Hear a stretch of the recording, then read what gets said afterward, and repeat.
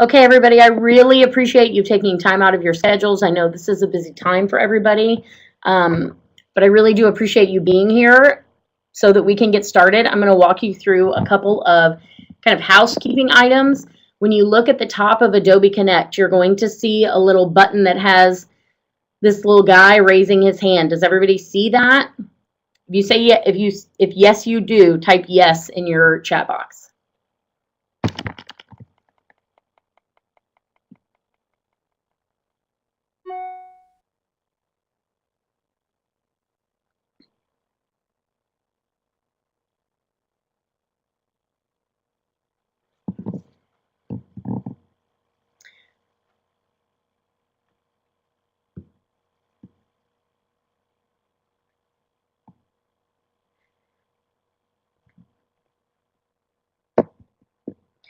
So if you guys can go,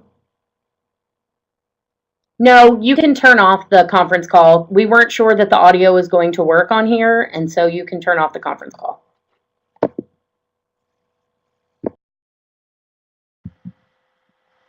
Sorry, I had to re-record. She is currently working on youth social access strategies and media trainings. Gabby graduated from St. Edward's University in December of 2013 with a BA in political science. During her senior year, she worked at the Texas House of Representatives in the office of Representative Ryan Guillen as the Legislative Research Coordinator. Originally from Danvers, Massachusetts, she has a healthy appreciation for New England sports teams, but has grown to love the Lone Star State. When not at work, Gabby enjoys discovering new music and hiking, as well as spending time with friends. So if you all can give Gabby a very warm YLC welcome, I really appreciate it, and we'll go ahead and get started. All right, thank you for reading that whole bio.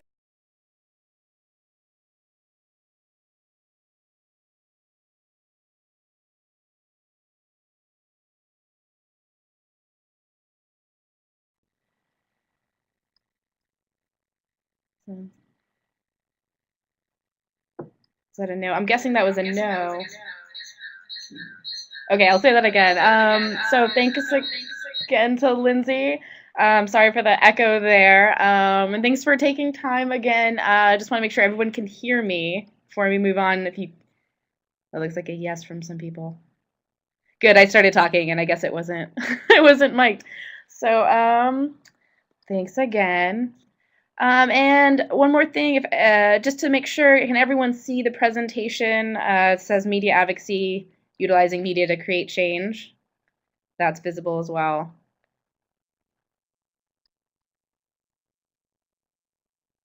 Good, good. Okay, great. All right, well then I will go ahead and get started then. So Lindsay let me know that you guys got some of the media literacy training that we've done in the past. So I just wanted to revisit that a little bit before we jumped into media advocacy.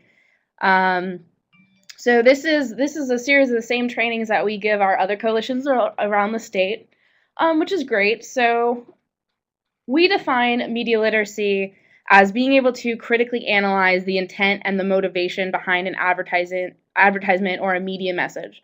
So I'm sure you guys have seen a lot of instances of alcohol advertising where youth are targeted specifically.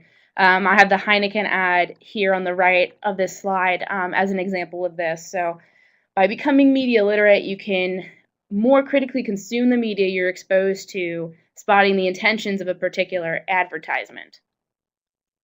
And another aspect of media literacy is realizing that with the media, your expectations rarely meet reality. Hence Cookie Monster Cupcake here. A little humor in the late night webinar special. And so becoming media literate is the foundation to our utilizing media trainings. And that brings us to the bulk of what we're going to be talking about today, which is media advocacy. So what is media advocacy? It is the strategic use of mass media to advocate a social or a public policy initiative, which has that ultimate goal of creating, in our case, a social change. So the key word here is strategic. You have to continually be thinking about if that action you're taking moves your coalition forward at all. So generating media attention is great, but your work is lost if it's not tied to that overall strategy. If it's not tied to a strategy, it's just media for media's sake. So the problem of not having strategic media advocacy is that it's really easy to kind of lose the momentum you're building and sort of fizzle out. But if you know where you're headed and how the events you're putting on are likely to generate some press and advance you further, you're more likely to be effective with that sort of blueprint at hand. There's a few purposes to using media advocacy. You can raise the public's awareness regarding your policy issue. It can also serve as a really great way to recruit additional members, getting others involved, either through your coalition specifically, or even more generally, just being involved with the issues you work with as a whole. Media advocacy can also help you inform the community not just on the issue, but on how specifically you're working to combat it. So through this, you can establish your coalition as a source of knowledge, and you can kind of bring some credibility to your group on these specific issues. And I'll talk a little bit more about this later, about kind of why this is really crucial. You want to think of that community as three different separate groups, which I have listed as local media, your decision makers, and the general public. So these groups will all require varied approaches. Your pitch to decision makers will certainly differ in form and in style than the messages you might be gearing towards that general public. And going back to the goals again and why that's so important, I've listed some outcomes of media advocacy. This is by no means comprehensive, of course. You want to notice how these goals kind of relate with each other and point to an overall strategy. So an example of this would be, say your goal is to increase turnout at an event, but having a strong showing, at this event is not the end to your media strategy, right? So you want to use that increased turnout to then, build exposure of your coalition with the media and with the public. By building some exposure, it can lead to increased credibility of your coalition. People are looking at you as a source of knowledge on these sort of issues and kind of being at the forefront. And that aspect can impact your ability to then meet with stakeholders down the line and even decision makers in the community as well.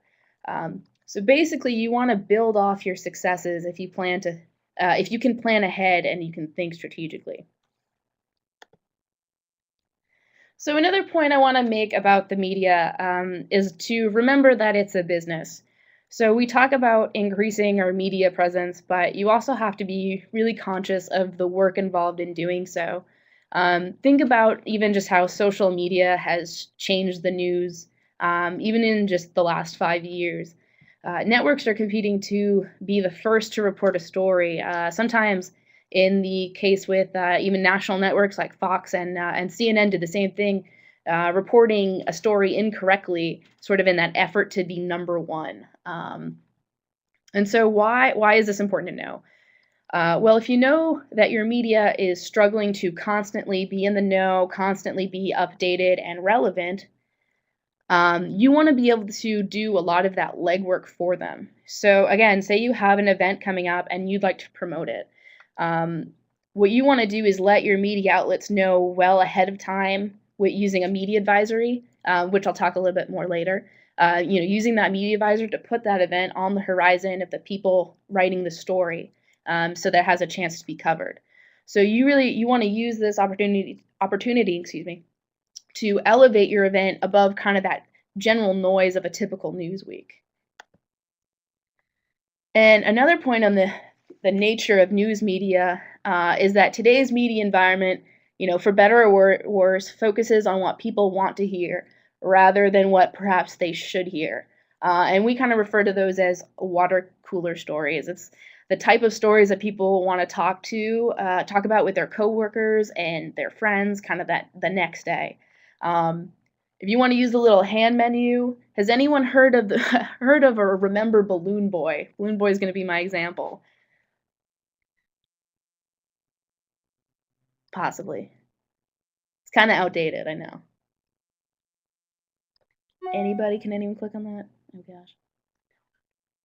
If you could either raise your hand, yeah, that would be easiest. So I could get a kind of count. Taryn said no. That's okay. I guess everyone else is ambivalent. Oh, one remembers Balloon Boy. Excellent. So this is a story for those unfamiliar. A few years ago, CNN had like 24-hour coverage on this Balloon Boy story. This kid was supposedly stuck in this like massive hot air balloon. It floated away. People were, talking about it for quite a while. The story turned out to be a hoax, but that didn't stop the news media from covering it. Now, I'm not advocating for you to create some salacious, Balloon Boy story to capitalize on your media attention. Obviously, that would backfire really quickly. But there's kind of an interesting lesson here that I think applies to media advocacy in general, which is that news editors want to get as many eyes as possible on their story. So you want to be able to make it as easy as possible to tell a good story. Ultimately, you have to work with the tendencies of the media to favor the human interest stories and convenience over public policy and more in-depth research.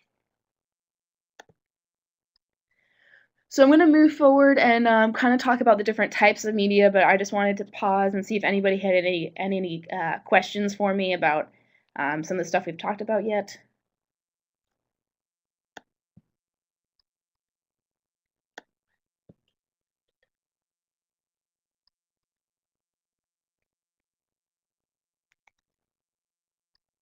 I guess that's a no. All right. So I'll just move forward then. But again, if you have questions, type in chat box at any time or raise your hand. So, okay, moving forward on the types of media.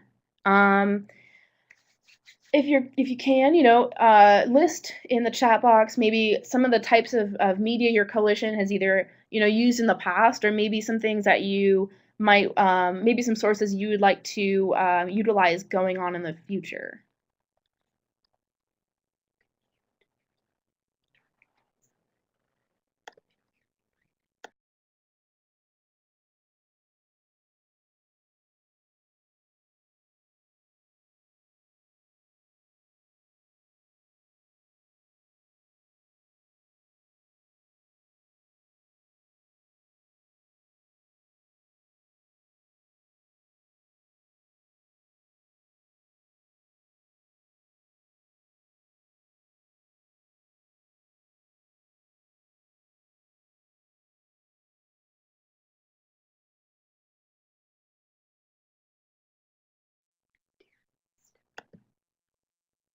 Okay, great. So it seems like a lot of social media,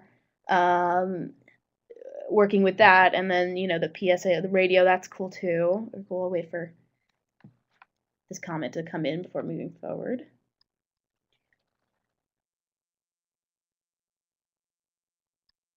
Twitter, Facebook, awesome. Cool. So there's a chart here which sort of outlines the different categories of media. So in broad terms, there's your two traditional types of media, which is paid media and earned. And now we have social media, which is more self-promoting and is definitely on the rise. Paid and earned media, it's just, of course, what the name implied. Earned media actually used to be called free media, but I guess people didn't really appreciate the term, as it actually requires a lot of work to generate, the earned media. But of course, the benefit of earned media is that you don't have to pay out of pocket for them. And this type of media, as I listed on the page here, include things like your news coverage, letters to the editor, press conferences, op-eds, and PSAs. I think there's merit to, of course, all of these channels, but I would caution you on relying on the earned PSAs. In terms of TV, television PSAs, the reason for this is that they play at hours the network doesn't really care about, because they're giving away your content, they're giving away this space, and so it doesn't get them any revenue. It usually promotes right at the 3 a.m. mark, which isn't too great for getting a lot of people to view. I would suggest if you're looking at PSAs and you're wanting to promote them visually, a YouTube video would be actually a really effective way to kind of deliver a very a similar message, but on a platform that reaches a lot more people. For social media, I know you guys have said that you have done this before and that you already kind of know a lot about that channel. So I don't want to talk about them too extensively, but I do want to recommend that you have a dedicated person or a small group of people who are responsible for your social media presence. So this keeps the tone consistent, which is really important for continuity. And consistency is really important with social media. You want to make sure that you're updating Facebook on a regular basis and maintaining relevancy as different events occur. I'd also caution against being on too many platforms at once. It's really difficult to manage and it can get really repetitive. It's more effective to maintain a Twitter account, a Facebook page, and a website than all three of those channels, plus an Instagram, a Google Plus, a Tumblr, a blog. It can be kind of overwhelming. And so finally, your paid media. Of course, most PSAs fall under that category. Here on the next slide, actually, I'll show you a series of PSAs that Texans Standing Tall produced. I'm unable to play the radio PSA, but it kind of mirrors what these top two visuals are online advertising banners that you would see on a website. They're part of the Don't Give to Minors campaign. And they are, advertisements about social hosting. And we've also got print ads covering the same campaign. Yeah. So also remember that the materials you create have to advance your strategy in some way. So the advertising, as I've shown you, they do a couple of things here. They're informing the public that providing alcohol to minors is both illegal and it's a Class A misdemeanor, that can result in jail time and monetary fines. It targets the social host specifically. It's targeting the adults, not the youth that are drinking, and it illustrates the consequences that these adults would face. So parents who might want to be the cool parent, provide the alcohol to their kids' friends, at a party, would hopefully see this ad and rethink their action. I've also been told that you've seen some counter ads before, but mostly with tobacco, and I'm assuming that's the Joe Chemo campaign that was very successful. I wanted to provide some counter ads involving alcohol that I thought you might find interesting. Counter ads are really effective because they hook that viewer in right away by playing off the brands and the ads we're kind of all familiar with. On the left, the ad plays off of the Absolute Vodka brand. And on the right is a campaign done by, I'm not sure if you can see it, but it's a company or an organization called Control Tonight, and it warns against the dangers of binge drinking here. And here are just kind of another way of thinking about your different media types in terms of the communication channels. These don't necessarily break down into earned, paid, and social. It's more of a some of these fit multiple categories. Some of them fit all three. It's just kind of another way of thinking of your other traditional communication channels that are available as well. So, do you guys have any questions about media outlets before we move forward?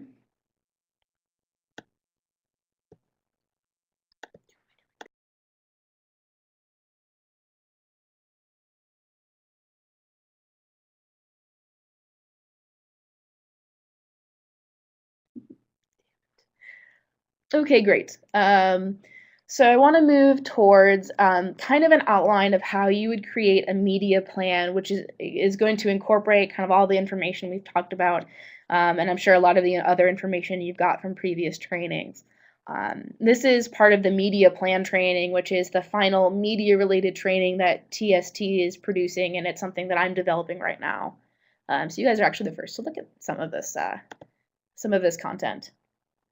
This graphic shows the steps to a media plan. I'm about to throw kind of a lot of information at you. Stop me if anything's confusing, and I'm going to go into a bit more detail in a little bit.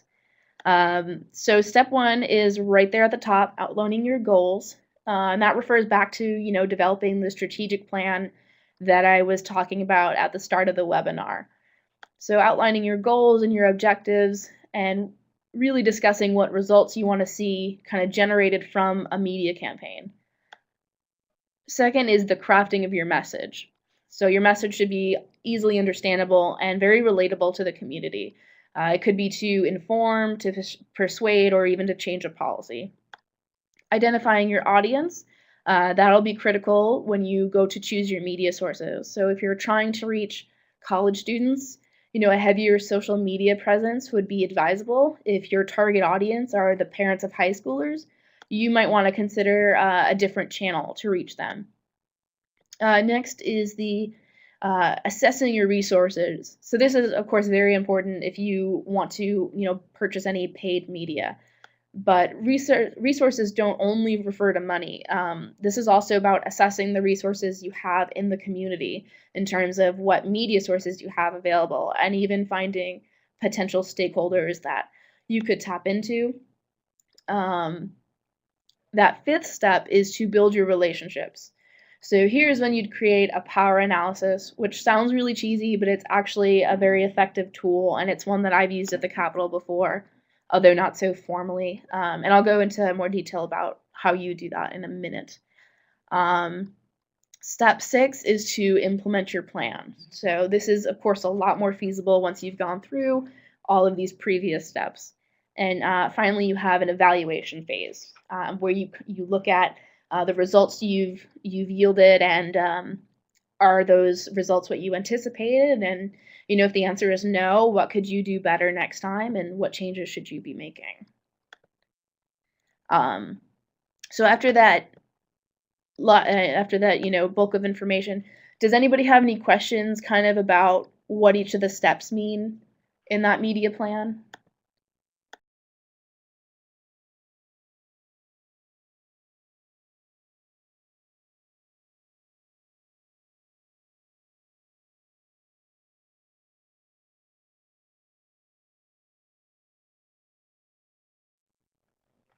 Okay, great.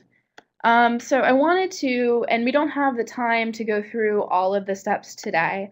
And I know that you've gotten a lot, especially of the beginning steps, probably from previous sources of information. So I wanted to talk about some of the later steps a little bit more in detail, and think about how you might be able to apply them more practically.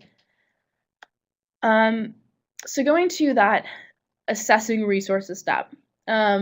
One thing I would suggest is to create a media directory list which outlines your potential sources within the community. This could just be a simple spreadsheet breakdown where you list out your television and radio stations and forming contacts with them. It's really helpful when you want to contact a media station and have them cover an event that you're having. When you know the stations in your area, you know who you can go to and get a hold of. And as you do this and as you build contacts, you might find that, hey, there are certain reporters at your local paper and they tend to focus on social policies, or even you might even have certain reporters that tend to cover alcohol issues, alcohol related issues within that community. And so when you're having an event, you can be more targeted in who you're inviting, and increase kind of that possibility of that station or that paper covering your content. So basically, don't be afraid to reach out and make those contacts. It will really save you time down the line. On to building your relationships. So one of the best professors I ever had in college told me that politics all boils down to one question, which is who decides. And that holds true here as well. In the building relationship stage of a media plan, you have to know, you have to know who decides in your community. So who decides your policy, who decides what's covered on the media, who decides what issues are going to receive more funding than others. So this is what a power analysis really is. And you have to go past identifying, who the decision makers are. You also need to form a plan on how you're going to go approach them. So, for example, if you want to convince your local media station to come out and cover an event that you're putting on to about, say you're putting on an event about Alcohol Awareness Month. So who decides if there's even time to cover it on your local news station? Is it the reporter, or maybe his or her EP?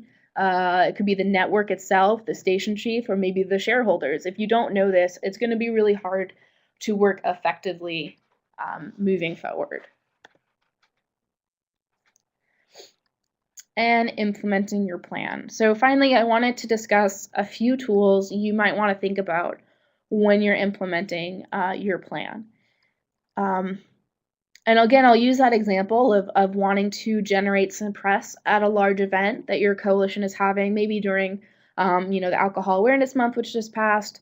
You know already kind of your goals and messages, right? So as well as your, what audience you're targeting here. So now that you know kind of the media outlets available because you've done that media directory list and you've made some contacts with the media and with the community, and you're now aware of all the decision makers that have influence on your issue, you're ready to roll out your event.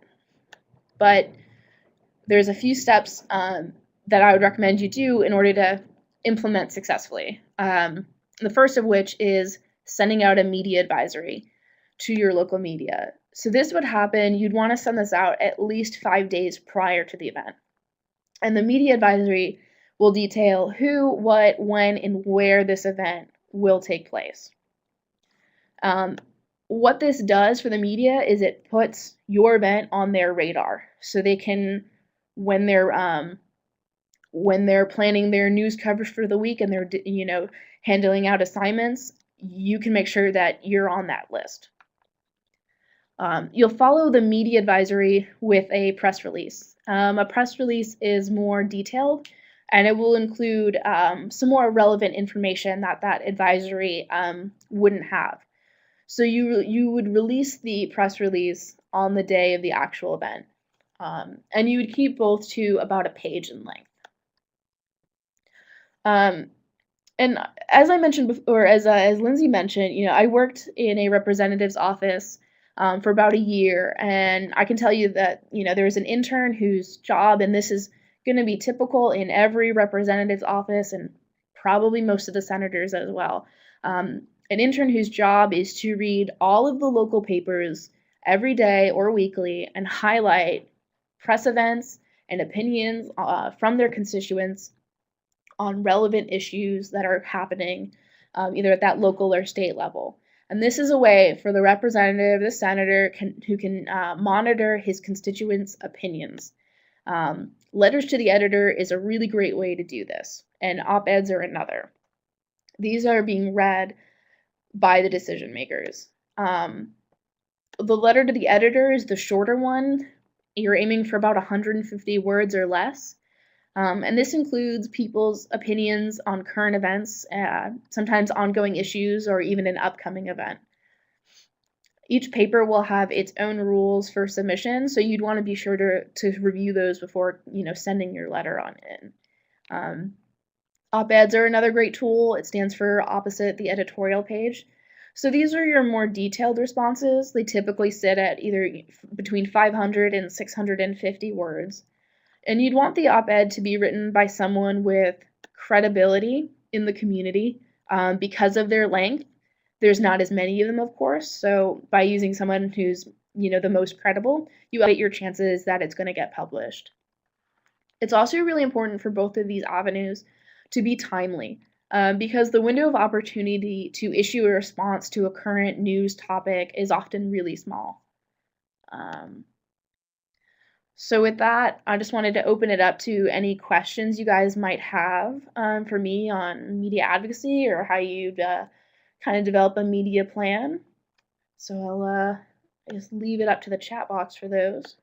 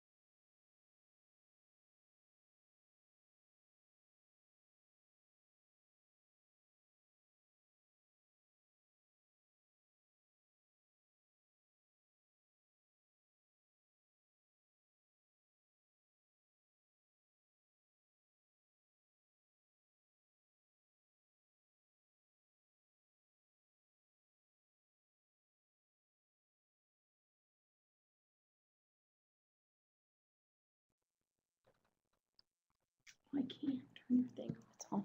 Oh. So Taryn says that Zero Tolerance is planning a media campaign for the 4th of July. We get a billboard, finalizing design at the next meeting. Recommendations, I'm guessing, does Gabby have any recommendations for tying the campaign and the billboard together?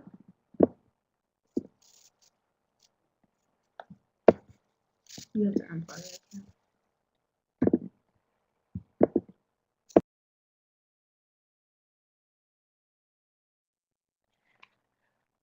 Okay, so I guess a question for you is if so I guess it's to be able to answer that, I'd have to know a little bit more about what the billboard is for. I'm just a little confused on the content of that, but right, okay.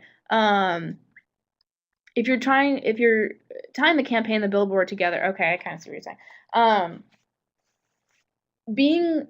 Drunk driving, okay. Definitely being cohesive in both your messaging and your content. You want people to so people who look at the billboard and also, see your flyers or your, written materials or whatever promoting this campaign, should know pretty quickly that they're from the same source, that they're from the Zero Tolerance campaign. So graphically, you're gonna have to just make sure that, that finalizing that design is done, and makes sense with kind of the other things you guys are putting out, for the drunk driving campaign. Again, being cohesive, just so people who see both of your materials will be able to kind of connect the dots on that. And then if it's, 4th of July is coming up pretty soon, but you guys, still have some time, of course, the whole month of June, for kind of developing those, the media of the billboard and what other materials you're going to be promoting. So you got time to kind of build on that. That's what I would suggest. Does anyone else have anything off of that, or any other questions that I could answer for you?